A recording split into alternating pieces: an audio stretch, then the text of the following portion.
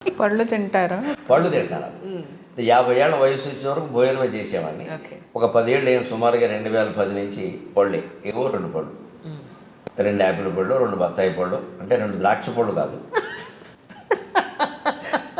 అందుకే పైగా అవి మళ్ళీ పళ్ళ రసాలు అవన్నీ కుదరవు. అక్కడ ఊరికే పై తొక్క కొద్దిగా తీసాల బెసిన్లో పెట్టాలి. నేను తొక్క వదులుచుకొని నేను కూర్చొని తింటాను సావకాశంగా. ఒక పావు గంట 20 నిమిషాలు పడుతుంది కూడా. ఈ లోపు అరగంటలో ఏదో ఉన్నదాంట్లో మంచిది ఏదో పెడతాం, అంతకంటే ఏం చేస్తాం, ఏదో వస్తుంది పెట్టాం. కోసిస్తే ఎక్కువ పళ్ళు కోసి ఇచ్చేస్తామని తనే పండు బలంగా మనం ఇచ్చేయాలి. లెక్క తేడా రాదు కదా. మాయ చేసేస్తాను. 2 యాపిల్ పళ్ళు నుంచి 3 పళ్ళ మొక్కలు అందులో పెట్టేస్తాను. అందుకని పళ్ళు నాకు కనబడాల్సిందే. లెక్కది 8:30కి ఆ పళ్ళు తినడం అయిపోయాక అప్పుడు మళ్ళీ ఎవరికైనా ఫోన్లు చేయాలా. అలాగే ఈ కాగితం మీద రాసుకున్న పనులు కొన్ని ఉంటాయి. ఏదైనా రాయాలనో, పద్యం రాయాలనో, ఎక్కడైనా చెప్పిన పద్యాలు డైరీలో రాయడం, అతి ముఖ్యమైన విషయాలు పుస్తకంలో రాయడం, ఇలాంటి పనులు ఏమైనా ఉంటే బాకీ పనులు అని పెట్టుకుంటాను. నేను 8:30 నుంచి 9 వరకు ఆ పని చేస్తాను. 9ంటికి ఖచ్చితంగా ఆధ్యాత్మిక గ్రంథం చదువుతాను. వివేకానందుని complete works of Vivekananda original, ఆయన ఇంగ్లీషులో అద్వైతాశ్రమం కలకత్తా వాళ్ళు వేసింది 8 సంపుటాలు చదివాను. సద్గురు శివానందమూర్తి గారు మహర్షుల జీవిత చరిత్రలు 50 మంది మహర్షుల లైఫ్ హిస్టరీస్ రాశారు, జీవిత చరిత్రలు. అది ఆ సమయంలోనే నేను చదివాను.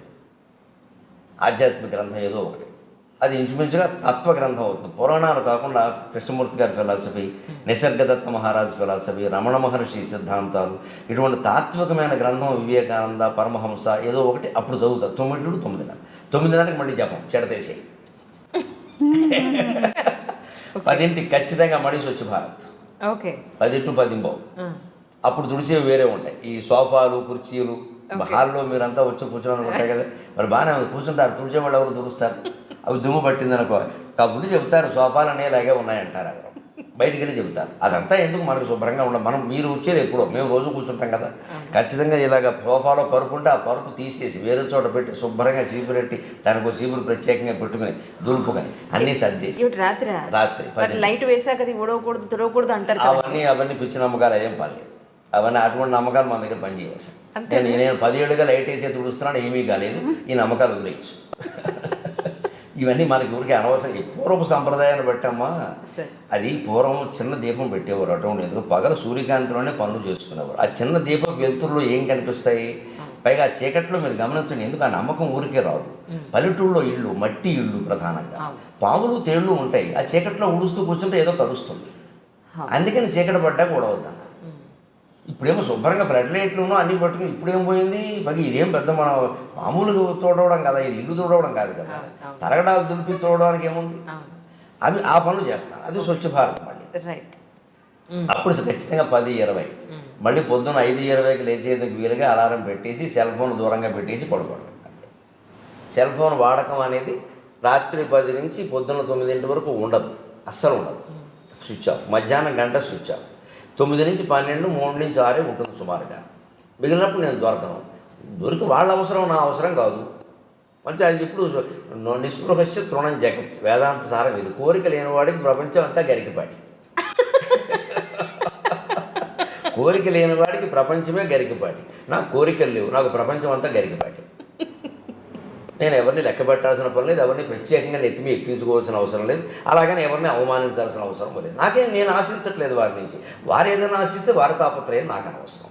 డబ్బు మీద కానీ, ఇంకో రకమైన భోగాల మీద కానీ, పదవుల మీద కానీ, కనీసం నేను రాసిన పుస్తకాలన్నీ అచ్చవ్వాలి, దానికి ఏదో నాకు సన్మానం జరగాలని కానీ, అసలు నేను చెప్పే మాటలు ఎవడైనా వినాలనే కోరిక కూడా ఇవి వచ్చినప్పుడు లేదు. వింటే విని లేతలేదు, నీ ఇష్టం. నేను చెప్పదలుచుకున్నా చెబుతా, నేను చెప్పదలుచుకున్నదో చెబుతాను. మీ ఇష్టమైతే వినొచ్చు, లేతలేదు. ఇంతమంది చూశారండి యూట్యూబ్లో బట్టలు వెళ్ళి పైకి లేచేయి, ఒకటి కిందకి లేచింది, వాడికి వేలు నొప్పి ఉంటే కిందకి దించుకుంటాడు, నాకు అనవసరం. అసలు అది చూడండి. నా వ్యవహారానికే వెళ్ళాలి. ఇంతమంది మెచ్చుకున్నారు, ఇంతమంది నొచ్చుకున్నారు, డోంట్ కేర్, తీసేయి. వీళ్ళు మెచ్చుకోవడాలతో మనకేం సంబంధం లేదు. వీళ్ళు ఎవరో విమర్శిస్తే మనకు అంతకంటే పని లేదు. ప్రజల అభిప్రాయాలు పట్టించుకోరా. ప్రజలంటే ఎవరమ్మా? ఏం చదువుకున్నారు నాకు అర్థం కాదు. ఈ విమర్శలు చేసేవాళ్ళు ఏం చదువుకున్నారు? యోగ వాసిష్టం చదివారా? భగవద్గీత చదివారా? ఏం చదివారు? భారతం చదివారా? రామాయణం చదివారా? ఏమని విమర్శిస్తారు? అసలు ఒక మహాసహస్రావధాని లాంటి నేను కానీ, మా నాగమణి శర్మ కానీ, మేడసాన మోహన్ కానీ, లేదా కోటేశ్వరరావు గారు కానీ, షణ్ముఖ శర్మ గారు కానీ, మేము చెప్పే ప్రవచనాల మీద, అవధానాల మీద విమర్శలు చేయడానికి వాళ్ళ స్థాయి ఏమిటి? అసలు విమర్శించే అర్హత ఉండాలి. అర్హత ఏమిటి? ఏం చదివారు? ఓ పద్యం రాదు, ఛందస్సు రాదు, విమర్శిస్తాడు. దేవుడి గురించి తెలియదు, ఏ గ్రంథము చదువుడు, విమర్శిస్తాడు. అంటే వాడికి నచ్చకపోతే విమర్శిస్తాడు. అవన్నీ మనం పట్టించుకోవాలా? అంటే మనం చెప్పదలుచుకుంటే ఖచ్చితంగా చెబుతాం అంతే. ఇది దినచర్య. ఇది నిజానికి మొత్తం పూర్తిగా చెప్పింది ఇక్కడే. అది మన అభివృద్ధి రహస్యం, విజయ రహస్యం ఏదైనా ఉంటే ఇదే. అది మీ పట్టిక.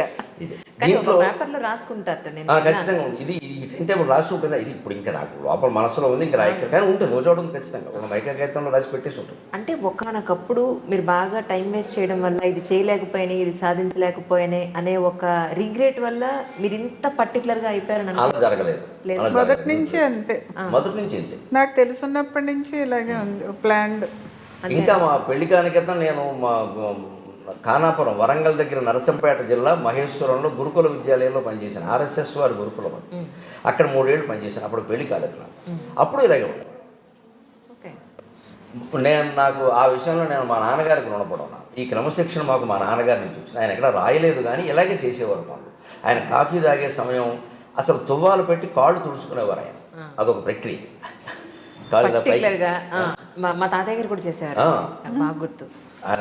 ఆయన పాదాలు, మా నాన్నగారి పాదాలు ఆయన ఎర్రగా పొడుగ్గా ఉంటారు. ఆయన మీరు ఎలా ఉన్నారు ఏమిటారు కానీ మనం అమ్మకోరు. ఆయన పాదాలు గులాబీ పువ్వులో ఉంటాయి మా నాన్నగారి పాదాలు. అవి ఇలా పైన పెట్టుకుని ఆయన తువ్వాలు పెట్టి తుడుచుకోవడానికి ఒక పావు గంట తుడిచేవాడు ఆయన. అసలు చూస్తే మాకు కొందరికి ఏదో ఏమిటి ఇంత శ్రద్ధ అవసరం అంటే, అలాంటి మనిషికి ఆ శ్రద్ధ అవసరమే అనిపించేది నాకు. అంత అందమైన వాడు, గులాబీ పువ్వులో ఉన్నాడు, చూసుకున్నాడు. ఆయన పాదాలు ఆయనకి ఇష్టం. కానీ ఎప్పుడు చూసినా దండం పెట్టాలనిపించింది.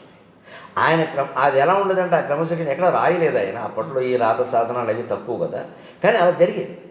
భోజనం ఒక సమయం, పడక ఒక సమయం, మళ్ళీ లేవడం కూడా అంతే. మళ్ళీ పడుకున్నాం కదా, ఇంకా సాయంత్రం టీ పెట్టాక లేపడం కాదు. అది ఆయన నుంచే వచ్చింది నాకు. అది నేను ఇంకాస్త నా వృత్తిరీత్యా ఇంకొంచెం గట్టిగా చేసుకున్నాను. అంటే ఆయన 2-3 గంటలు అలా కూర్చుని కబుర్లు చెప్పేవారు. గుడరుగు మీద కూర్చుని. అది ఆయనకి నడుస్తుంది, నాకు నడవదు. నేను చదువుకోవాలి. ఈ రోజు నుంచి నేను కూడా ప్లాన్ వేసుకుంటానండి. ఖచ్చితంగా. ఎందుకంటే ఏవో మేజర్గా వంట, బాక్సులు, ఆఫీసు, షూటింగ్స్, ఫాలోఅప్లు ఇవి తప్ప కాస్త ఖాళీ దొరికితే గేమ్ ఆడేస్తున్నాను. ఈ ప్రణాళిక వల్ల నేను ప్రత్యక్షంగా సాధించిన ప్రయోజనం ఏమిటంటే, నా గ్రంథాలయంలో 1167 పుస్తకాలు ఉన్నాయి. నా గ్రంథాలయం 1167 పుస్తకాల్లో ఈ రోజుకి మీతో మాట్లాడే సమయానికి నేను 1148 ఎన్నో చదివేసాను. ఇంకొక 10-12 ఉన్నాయి చదవాల్సినవి. అన్నీ అయిపోయాయి.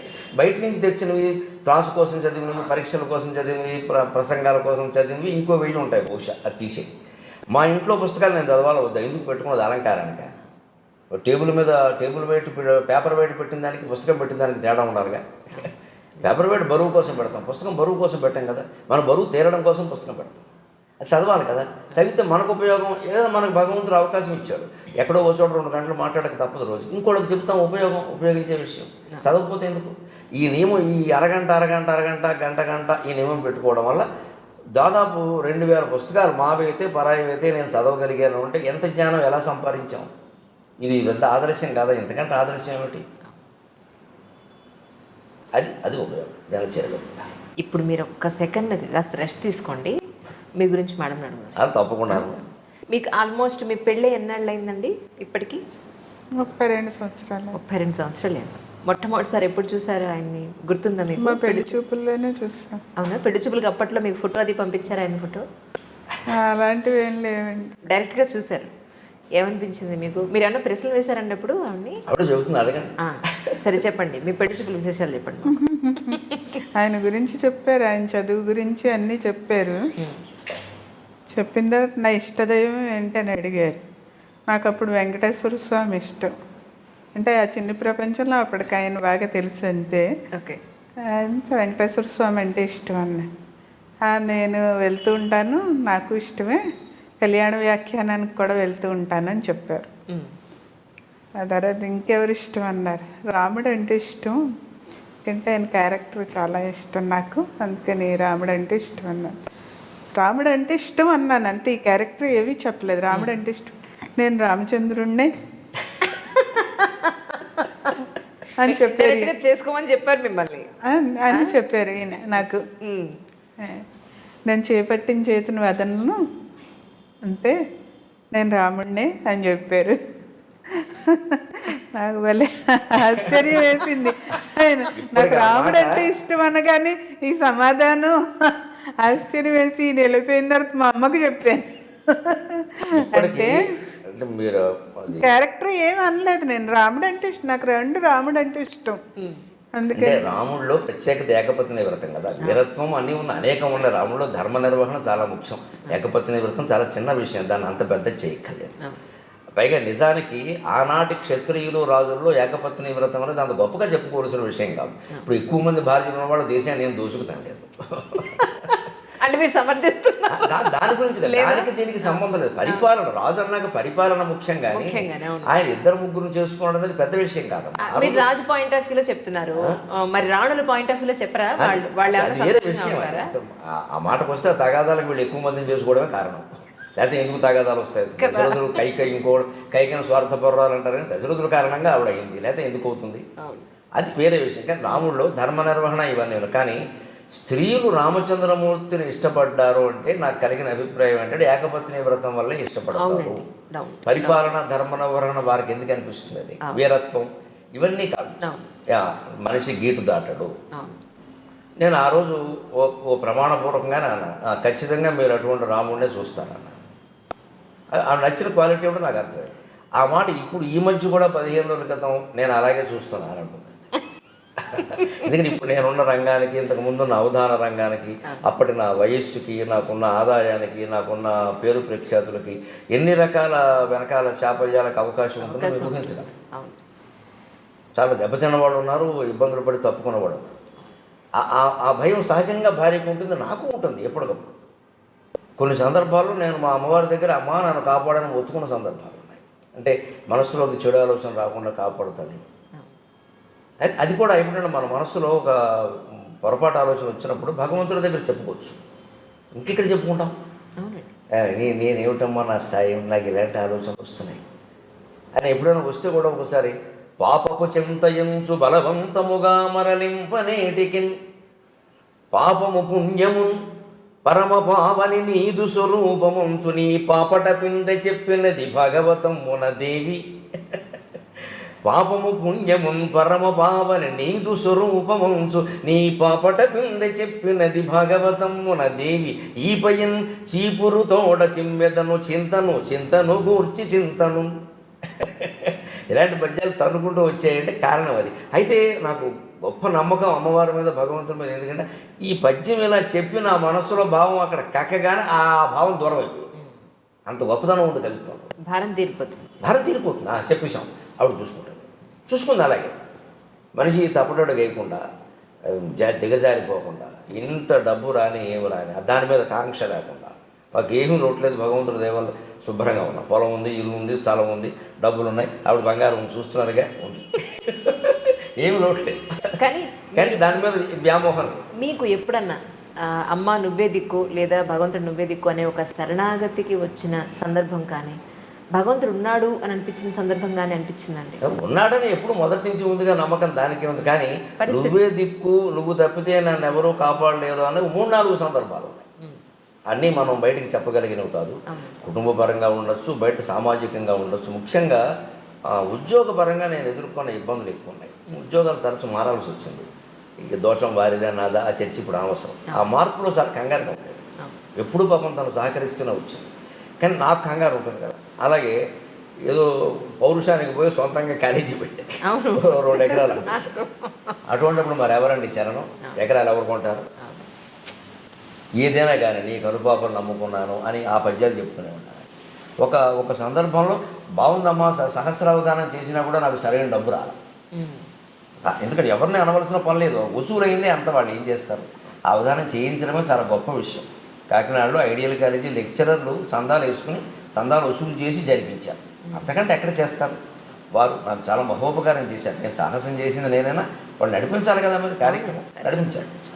డబ్బు అనుకున్నది రాలేదు, అని అనుకున్నది తక్కువే, అది రాలేదు. కానీ అప్పుడు కూడా నేను సరస్వతీదేవి దగ్గర నిలబడి ఏం చేస్తే ఏం ఉపయోగమా? ఈ స్థాయిన్ బొడగంటినంటని మహాసంతోషమున్ పొందితన్ గేయంబున్నను గాయముల్ తొలగునే గీర్వాణి సంపన్నతా స్థాయిన్ నాకు అనుగ్రహించి జనని సంసారమున్ బ్రోవవే. ఇక అన్నీ ఉన్నాయి కానీ అంటే కావలసినంత డబ్బు లేదమ్మా, ఉండకపోతే మరీ పేదవాళ్ళమేం కదా, ఆ పేదరికం మాకు ఎప్పుడు తెలియదు, మా నాన్నగారి నుంచి వారసత్వంగా వచ్చిన పొలం ఉంది, ఆ ఇబ్బంది లేదు. కానీ అధైర్యం ఉంటుంది మనసులో, ఈ పొలం 2 ఎకరాలే కదా, ఇది మిగులుతుందా, పిల్లలు పెద్దవాళ్ళు అవుతున్నారు, సరిపోతుందా, ఈ వేళ ఉన్న ఫీజుల్లో 2 ఎకరాలు ఏమిటమ్మా ఈ వేళ, అంతే కదా. ఈ భయం నేను ఒక 40 ఏళ్ల వయసులో నాకు ఈ భయం ఉంటే ఆశ్చర్యం లేదు. నేను సరస్వతీదేవి దగ్గర మొత్తుకున్నాను, సంపన్నతా స్థాయిని నాకు అనుగ్రహించి జననీ సంసారమును బ్రవవే, సంసారం గడవడానికి అడుగుతున్నానమ్మా, నేను కోట్లు ఇమ్మని నేను అడగడం లేదు, మరి డబ్బు ఆ మాత్రం ఉండాలి. ఆశ్చర్యం ఏంటంటే ఆ పద్యం ప్రభావం, మన చిత్తశుద్ధి ప్రభావం, అమ్మవారి అనుగ్రహం ఏమిటో మనకు తెలియదు. కానీ ఆ పద్యం నేను 97లో 98లో రాశాను నేను సరస్వతీదేవి. ఈ రోజుకి మళ్ళీ ఎదురు చూసే పని లేదు డబ్బు విషయం, ఇప్పుడు మనమే ఇచ్చే స్థితిలో అంతే. నేను అందుకే ఆవిడ లక్ష్మీపాదం అంటాను. నేను పిల్లలకి అదే చెబుతాను, ఒరే అమ్మది లక్ష్మీపాదం రా అంట. అండంలో నా స్వార్థం ఏమిటంటే అమ్మని జాగ్రత్తగా చూసుకుంటాను, కాస్త కలిసి వస్తుంది ఆయన. అమ్మది లక్ష్మీపాదం రా, అమ్మ ఎక్కడ ఉంటే అక్కడ డబ్బు కురుస్తుందిరా అంటాను. మీరు అలా చూడకపోయినా చెప్పకపోయినా చూసుకుంటా ఉంటారు మా అబ్బాయి, కానీ నేను చెబుతూ ఉంటాను సరదా. అది వెనకాలండి ఒక యోగం ఏమిటంటే భార్యకి అనుభవించే యోగం లేకపోతే భర్తకు కూడా రాదండి. అంటే ఆవిడ సొంతంగా ఉద్యోగం చేస్తే అది వేరే విషయం, నా సంపాదన మీద ఆవిడ ఆధారపడిన పరిస్థితిలో ఆవిడ జాతకం కూడా మంచిది చేయండి, నాతో పాటు ఉండి అని అనుభవించే యోగం ఉంటే నాకెవడన్నా 10 రూపాయలు ఇస్తాను, లేకపోతే నాకు ఇవ్వడు. నేను ఇస్తే ఆవిడకి కదా ఇచ్చేది, అంటే ఆవిడ యోగం మంచిది. అలాగా కలిసి వచ్చింది అంతే పరిస్థితి. అలా అంటే ఎప్పటికప్పుడు ఆ దుఃఖాన్ని భగవంతుడితో చిత్తశుద్ధిగా చెప్పుకోవడం వల్ల, పైగా అంతకుమించి నాకు వద్దనడం వల్ల, నాకు కాలేజీ కోల్పోయినప్పుడు కూడా నేను 4 లక్షలు పోయాయమ్మా, 2 లక్షలు 4 లక్షలు పోయాయి, 4 లక్షలు ఎక్కువ వద్దని చెప్పాను. ఎక్కువ వస్తే మళ్ళీ ఏదో చేస్తాం. ఆవిడ ఎప్పుడు ఎక్కువ ఇచ్చినది వేరే విషయం, కానీ ఏమీ చేయాలనే దురాలోచన మనకు రాలేదు. ఆ సంతృప్తి ఎప్పటికి కాలేదు. ఈ మధ్యకాలంలో అవధానంలో తగ్గాయి అంటారండి? బాగా తగ్గాయి. నా మటుకు నేను ఇప్పుడు ఈ క్షణానికి అవధానం చేసి 10 నెలలు అయింది, సుమారుగా ఏడాది. బాగా తగ్గాయి అంటే అవధానాల మోజు కొనసాగినప్పుడు 95 నుంచి 2005 వరకు అది కొనసాగింది. అది అప్పుడు అవధానం చేయకపోయినా ప్రతి సాహిత్యవేత్తని అవధానం రాదని అడిగేవాడు. అసలు అదొక యుగం, ఆ 10 ఏళ్ళు అదొక వైభవం పట్టింది. తర్వాత ఏ కారణం వల్ల అక్కడ ఈ ప్రవచనాలు రావడంతో ఏమైందంటే, సహజంగా ప్రవచనకర్తలందరూ అవధానాలు చేయలేరు, అవధానం వేరే విద్య, కానీ అవధానంలో ప్రవచనాలు చెప్పగలరు, అది పెద్ద సమస్య కాదు. అందుకని ఎక్కువ మంది అడగడం, ప్రజలకు కూడా అవధానం అనేసరికి 8 మంది ఉండాలి, పృచ్ఛకులు పండితులు ఏమి ఉండాలి, కనీసం 4-5 అయినా మంచి పండితులు ఉండాలి. ఓ 2-3 మామూలు వాళ్ళని పెట్టినా పర్వాలేదు, అది దొరకద్దు. ఇవాళ అది కూడా సమస్య. కానీ అది ప్రశ్న అడిగేయానికి అది ఏ ఛందస్సులో ఉంటుందో తెలియదు, ఏమడగాలో తెలియదు, అది నిర్వహణ కష్టం. 10 మందిని కూర్చోబెట్టారు వేదిక మీద, 10 మందిని తీసుకురావాలి, ఖర్చులు ఇవ్వాలి, సన్మానాలు చేయాలి, రూములు బుక్ చేయాలి, ఇవన్నీ. ఎందుకంటే ప్రవచనం పెట్టేస్తే ఇచ్చేదేదో గురువు గారికి ఇచ్చేసి వైభవం చేసేస్తే వదిలిపోతే మొత్తం వచ్చేస్తారు. ఇది సుఖంగా ఉంది, తేలిగ్గా ఉంది అని కొంత జనంలో కూడా ఒకటి అనిపించడం. సరే ఏదైనా ఆ వైభవం ఇప్పుడు ప్రవచనానికి పట్టింది. మనం సరే ఎందుకైనా మంచిదని ముందు జాగ్రత్తలో ఉన్నాం కాబట్టి అటు ఇటు బాగా తగ్గిన మాట నిజం. కానీ ఇప్పటివరకు ఏ కాలంలోనూ లేనంత మంది ప్రవచనకర్తలు ఈ కలియుగంలో నిజంగా ప్రజలు అదృష్టం చేసుకున్నారనే చెప్పుకోవాలి. ఎందుకంటే చేసేది మంచా చెడ, లేకపోతే అసలు ఏం జరుగుతోంది, ఎలా ఉంటే మంచిది అనేది మీలాంటి వాళ్ళందరి వల్ల కూడా చాలా మేలు నిజంగా. అంటే ఒకట్లేండి, కొంతమంది మరీ మూర్ఖంగా చెప్పి మరీ మూర్ఖంగా బిహేవ్ చేశాడు, కొంతమంది విధానాల్లో తేడాలు ఉంటాయమ్మా. కానీ ఒక మేలు జరుగుతున్నది ఏమిటంటే అందరి వల్లను. అసలు ఈ మధ్య 10 ఏళ్ళుగా మనం జరుపుకుంటున్న పండుగలు ఇదివరకు మనం జరుపుకోలేదు. గుళ్ళల్లో ఈ మధ్య 10 ఏళ్ళుగా ఉన్న ఉత్సవాలు ఇదివరకు జరగలేదు. ప్రధానంగా యువతరంలో గుళ్ళోకి వెళ్ళి తీరాలనే ఆలోచన రావడానికి నా సాటి ప్రవచనకర్తలు షణ్ముఖ శర్మ గారు, చాగంటి కోటేశ్వరరావు గారు లాంటి వాళ్ళు నిజంగా కారణం. నేను దండం పెట్టాను. అసలు ఆలోచన ముందు వెళ్ళే తీరాలి, గుళ్ళోకి వెళ్ళడం తప్పనిసరి. నిత్య విధుల్లో గుళ్ళోకి వెళ్ళడం ఒకటి, నిత్య జీవిత చర్యల్లో గుళ్ళోకి వెళ్ళడం ఒకటి. ఆ భావం కలిగిందా లేదా? అది క్రమంగా చైతన్య మార్గంలోకి, జ్ఞాన మార్గంలోకి వెళ్ళడం అనేది ముందు తెలుసుకుంటే కదా వెళ్ళేది. నా తాపత్రయం వల్ల ఏమిటంటే, ఈ కర్మకాండ ఉన్న విషయం ఉంది మనం అనుకునేది, ఈ గుళ్ళు గోపురాలు, తీర్థాలు, యాత్రలు, యజ్ఞాలు, ఇది 2 వైపులా పదునున్న కత్తి. తీసుకెడితే మనిషిని యోగ వాసిష్టంలోకి, జ్ఞాన మార్గంలోకి తీసుకెడుతుంది, లేదు ముంచేస్తుంది. అక్కడ ఆ పిచ్చి నమ్మకాలు పడిపోతాడు. వెళ్ళడం మంచిదే, కానీ ఎప్పుడైనా వెళ్ళలేకపోతే అయ్యో వెళ్ళలేకపోయాని బెంగట్టుకోక్కర్లేదు. పైగా ఏమిటంటే సోమవారం శివుడు గుడిని, ఆంజనేయ స్వామి, మంగళవారం ఆంజనేయ స్వామి టైం టేబుల్ పెట్టేసరికి మంగళవారం పొరపాటు శివుడి గుడిలో కడితే ఏమన్నా అవుతుందేమో అన్న బెంగ. ఇదే మీరు అనుకునే మూర్ఖత్వం. ఇవి పెరిగిపోతాయి సహజంగా. అంటే ప్రవచనకర్తలు ఎవరైనా, నేనైనా వారైనా జాగ్రత్త తీసుకోవాల్సింది, మనం ఇది చెబుతున్నది వారు ఒక క్రమశిక్షణతో ఒక పద్ధతిలో ఉండడానికి, కానీ ఇదే అంతిమ లక్ష్యం కాదు. గుడి అనేది ఒక శిక్షణ కేంద్రం. మనం భగవంతుడికి ప్రత్యేకంగా అక్కడ విగ్రహాన్ని ఏర్పాటు చేసి, అది ఎంతైనా అది విగ్రహం. ఆ విగ్రహం దెబ్బతినకుండా చూడాలి. కానీ ఇంకా చెంబుడు పాలు పోస్తే ఒక పాలం, బిందెడు పాలు పోస్తే ఒక పాలం చెబితే అందరూ బిందే పోస్తారు. 1000 బిందెలు పోస్తే శివుడు ఏమవుతాడు? నా తాపత్రయం అలా. నేను చెబుతున్నది అదే. కొంతమందికి నచ్చచ్చు, నచ్చకపోవచ్చు, ఏదో వారిని వ్యతిరేకించారంటారు, వీరిని ఏదో అన్నారంటారు. అవన్నీ నాకు అనవసరమైన విమర్శలు, అవన్నీ నేను ఎప్పుడు పట్టించుకోను. దాని గురించి కాదు అసలు ఆలోచించాల్సింది. విగ్రహారాధన దేనికి? ప్రతీకాత్మకంగా జరగాలి విగ్రహారాధన. అదే లక్ష్యం అన్నట్టుగా మాట్లాడద్దు. అది లక్ష్యం కాదు, ఎక్కడా చెప్పలేదు ఆ విషయం. ప్రతీకాత్మకంగా జరగాలి. శంకరాచార్య చెబుతారు స్పష్టంగా వేదాంత సార సంగ్రహం. కషాయే కర్మభిః పక్వే తతో జ్ఞానం ప్రవర్తతే. ఆయుర్వేద వైద్యులు కషాయాన్ని తయారు చేస్తుంటే ఈ తెడ్డు పెట్టి తిప్పుతూ ఎప్పటికప్పుడు పాకం చూసుకుంటాడు, పాకం సరిగ్గా ఉందా లేదా, పాకం సరిగ్గా ఉందా. అలా మనం చేసే సత్యనారాయణ వ్రతం సహా, పెళ్ళిళ్ళు సహా, ఉపనయనాలు సహా, ఇదెందుకు ఆ ప్రయోజనం నెరవేరిందా లేదా అని చూసుకోవాలి. లేకపోతే ఒట్టి కర్మకాండ మిగిలిపోతుంది అక్కడ. సత్యనారాయణ వ్రతం ఒకసారి చేసాడు అంటే వాడు అబద్ధం ఆడకూడదమ్మా. వీళ్ళు అలాంటి మనిషిని చూపించగలరా? నేను 100 సార్లు చేశాను, అన్నవరం వెళ్ళాను, ప్రతి ఏకాదశికి చేయించుకుంటాను అన్నవాళ్ళు కొన్ని వేల మంది ఉన్నారు. వీళ్ళందరూ అబద్ధాలు ఆడకుండా ఉంటే ఇన్ని కేసులు కోర్టులో పెండింగ్లో ఉండవు. న్యాయమూర్తులకి ఇంత ఇబ్బంది ఉండదు. ఆ తత్వం సత్యనారాయణ వ్రతం అంటేనే సత్యవ్రతం. ఆయన ఎప్పటికీ సత్యదేవాయ నమః అంటారు, అంతే కదా. ఇప్పుడు ఫోన్ మాట్లాడితే నేను హరిఓమంటే ఇప్పుడు సత్యదేవాయ నమః అంటారు. వాళ్ళ అన్నయ్య అంతే, సత్యదేవాయ నమః అంటారు. మా అన్నయ్య అంటూ ఉంటాడు, సత్యదేవాయ నమః అంటాడు ఫోన్ చేయగానే. అతను ఫోన్ చేస్తే సత్యదేవాయ నమః అంటాడు, ముందు నమస్కారం అంటాడు. నేను ఎవరిని ఫోన్ చేస్తే నేను హరిఓం అంటాను, ఇప్పుడు హరిఓం అంటాడు. సత్యదేవుడు అంటే ఎవరు? సత్యవ్రతం. నారాయణ పక్కన పెట్టండి. సత్యవ్రతం అంటే సత్యవ్రతం ఎక్కడ ఉంటుందో నారాయణమూర్తి అక్కడ ఉంటాడు. కానీ ఆకులు పువ్వులు అరటిపండు పెట్టేసి నేను ఏకాదశి కల్లా చేశానంటే ఎందుకు? అన్ని వ్రతాలు పని లేక. సత్యం మాట్లాడు, అబద్ధం మాట్లాడకుండా ఉండు. అది ఎందుకు పాటించరు? పైగా ఇవి ఏమీ చెప్పకుండా దీనివల్ల అతి ఫలితం ఉంటుంది, అది ఉంటుంది, ఇది ఉంటుంది, ఇక సత్యనారాయణ వ్రతం చేస్తే దోషాలన్నీ పోతాయి. పైకి అబద్ధాలు ఆపడం దోషం పోయింది అనుకుంటాడు. దానివల్ల ప్రపంచంలో ఏమైనా మేలు జరగకపోక కీడు జరుగుతుంది. నా పోరాటం వల్ల అది నచ్చకపోవచ్చు. చాలా పేర్లు పెట్టారు నాకు తెలుసు. నాస్తికుల్లో ఆస్తికుడు అన్నారు, ఆస్తికుల్లో నాస్తికుడు అన్నారు. ఏమన్నా నా పేరు గరికపాటి నరసింహారావు. వీడు పెట్టే పేరు నాకు అక్కలేదు, మా అమ్మ పెట్టిన పేరు ఉంది అనుకోని. అది సమస్య కాదు. అసలు సమస్య ఏంటి?